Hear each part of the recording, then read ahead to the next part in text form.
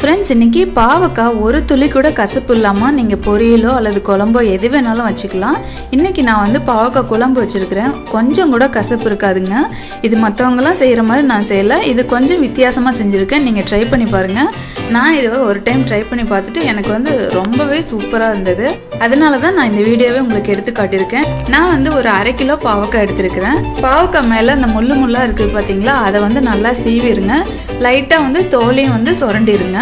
நம்ம தோல்லாம் சுரண்டுனா நமக்கு சத்து போயிருமே அப்படின்னு நினைக்காதீங்க. அப்படின்னு பார்த்தா நம்ம பீக்கங்காய், புடலங்காய், சொரக்காய் இந்த மாதிரி சவ் இதெல்லாம் வந்து தோல் சீவிட்டு தான் நம்ம செய்கிறோம்.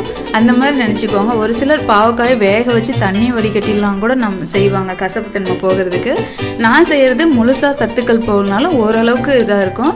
நீங்கள் இந்த மேலே இருக்கிற அந்த முள்ளாக சீவி வச்சுருக்கீங்க இல்லைங்களா, அதை எடுத்து வச்சுருந்து இன்னொரு நாள் கூட நீங்கள் குழம்பு வச்சுக்கலாம். 1/2 கிலோ பாவக்காய் எடுத்திருக்கேன். அதை தோல் சீவிட்டேன். அதோட விதைகளை எடுத்துருங்க. இதை வந்து சின்ன சின்னதாக கட் பண்ணிவிட்டு நான் இப்போ வெயிலில் வந்து 2-3 மணி நேரம் உலர வைக்கிறேன். நல்லா காய வைக்கக்கூடாது. ஒரு 2-3 மணி நேரம் நீங்கள் வச்சிங்கன்னா நல்லா உலர்ந்துடும் மேலெல்லாம். இப்போ பார்த்தீங்கன்னா நான் மார்னிங் பிரேக்ஃபாஸ்ட் முடிச்சதுக்கு அப்புறமா நான் இதை கட் பண்ணியிருக்கிறேன். பாருங்கள், இந்த அளவுக்கு உலர்ந்துருக்கு. இதை நம்ம நல்லா வதக்கலாம். ஒரு 2 டேபிள் ஸ்பூன் ஆயில் சேர்த்துட்டு, கொஞ்சம் ஆயில் அதிகமாகவே சேர்த்துக்கோங்க. ஆயில் சேர்த்து நல்லா பொன்னிறமாக வதக்கலாம். நீங்கள் வந்து பச்சையாக பாவக்காய் கட் பண்ணி செய்யும்போது வதங்கிறதுக்கு ரொம்பவே லேட் ஆகும். நீங்கள் இந்த மாதிரி வதக்குனிங்கன்னா வதங்கிறதுக்கு ஒரு 2 நிமிஷத்துலேயே நல்லா வதங்கிடும். வேலையும் உங்களுக்கு வந்து ரொம்ப ஈஸியாக இருக்கும். கசப்பு தன்மையும் இருக்காது.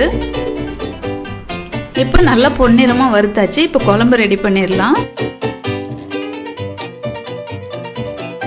ஒரு பேன் எடுத்துக்கோங்க. அதில் கொஞ்சம் ஆயில் அதிகமாகவே சேர்த்துக்கோங்க. ரொம்ப நல்லாயிருக்கும் குழம்பு. நான் வந்து ஒரு 50 ml ஆயில் சேர்க்குறேன். அதில் 1/2 டீஸ்பூன் அளவுக்கு கடுகு உளுத்தம்பருப்பு போட்டிருக்கேன். ஒரு 1/4 டீஸ்பூன் அளவுக்கு வெந்தயம், அதுக்கப்புறமா கொஞ்சமாக கருவேப்பிலை, சின்ன வெங்காயம் வந்து ஒரு 150 கிராம் எடுத்திருக்கேன் கட் பண்ணிவிட்டு, பூண்டு வந்து ஒரு 10 பல் கட் பண்ணி வச்சுருக்கிறேன். இதெல்லாம் சேர்த்து நல்லா வதக்கோங்க. இது வதங்கினதுக்கு அப்புறமா தக்காளி ஒரு 4 தக்காளி, பழுத்து தக்காளி நான் இப்போ எடுத்திருக்கேன். அதையும் நல்லா கொட்டி கூழ் பதமாக வதக்கோங்க. இப்போ தக்காளி நல்லா வதக்கியாச்சு. இப்போ வந்து மசாலா ஆட் பண்ணிக்கலாம். நான் வந்து குழம்பு மிளகாய்த்தூள் வந்து 2 டேபிள் ஸ்பூன் இது கூட ஆட் பண்ணுறேன். இது வந்து வீட்டில் அரைச்ச குழம்பு மிளகாய்த்தூள். உங்களுக்கு வேணும்னா டிஸ்கிரிப்ஷனில் லிங்க் கொடுக்குறேன், நீங்கள் போய் பார்த்துக்கோங்க. அதுக்கப்புறமா 1/4 டீஸ்பூன் அளவுக்கு மஞ்சள் பொடி சேர்த்துக்கோங்க. இதெல்லாம் நல்லா வதக்கிக்கோங்க. வதக்கினதுக்கு அப்புறமா நம்ம பாவக்காய் இது கூட சேர்த்துட்டு ஒரு 1 நிமிஷம் வதக்கிக்கலாம். வதக்கினதுக்கு அப்புறமா உங்களுக்கு தேவையான அளவு தண்ணி சேர்த்துக்கோங்க. உப்பு எந்த அளவுக்கு வேணுமோ அந்த அளவுக்கு சேர்த்துக்கோங்க.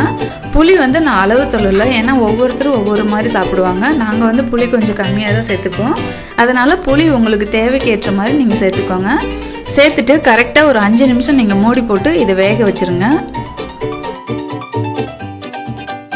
5 நிமிஷத்துக்கு அப்புறமா நீங்கள் ஓப்பன் பண்ணி பார்த்தீங்கன்னா மேலே எண்ணெயெல்லாம் பிரிஞ்சு காயெல்லாம் நல்லா வெந்திருக்கு. இந்த ஸ்டேஜில் வந்து நம்ம இப்போ தேங்காய் வந்து அரைச்சி ஊற்றிக்கலாம். இந்த தேங்காய் வந்து ஒரு 1/4 மூடி தேங்காய் மட்டும் நான் எடுத்துருக்கிறேன். அதிகமாக சேர்க்காதீங்க, நல்லா இருக்காது. ஒரு 1/4 மூடி தேங்காயில் ஒரு 2-3 சின்ன வெங்காயம் போட்டு நீங்கள் அரைச்சிக்கோங்க. இப்போ இது கூட ஊற்றிக்கலாம். இந்த குழம்பு வந்து ஹோட்டலில் கிடைக்கிற மாதிரியே அவ்வளோ சூப்பராக இருக்கும். தேங்காய் ஊற்றினதுக்கு அப்புறம் ஒரு 2 நிமிஷம் கொதிக்க விட்டுட்டு கடைசியாக நீங்கள் இறக்கிறதுக்கு முன்னாடி ஒரு சின்ன துண்டு வெல்லம் சேர்த்திங்கன்னா ரொம்ப சூப்பராக இருக்கும். சூப்பரான கசப்பு இல்லாத பாவக்காய் குழம்பு ரெடி ஆயிடுச்சு. கண்டிப்பாக இது உங்கள் வீட்டில் எல்லாரும் வீட்லையுமே ட்ரை பண்ணி பார்த்துட்டு இந்த வீடியோ உங்களுக்கு பிடிச்சிருந்தா மறக்காமல் உங்கள் ஃப்ரெண்ட்ஸ் அண்ட் ரிலேட்டிவ் கூட ஷேர் பண்ணிக்கோங்க. நம்ம சேனலில் இது வரைக்கும் சப்ஸ்கிரைப் பண்ணாதவங்க மறக்காமல் சப்ஸ்கிரைப் பண்ணிக்கோங்க.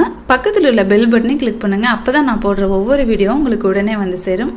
தேங்க்யூ.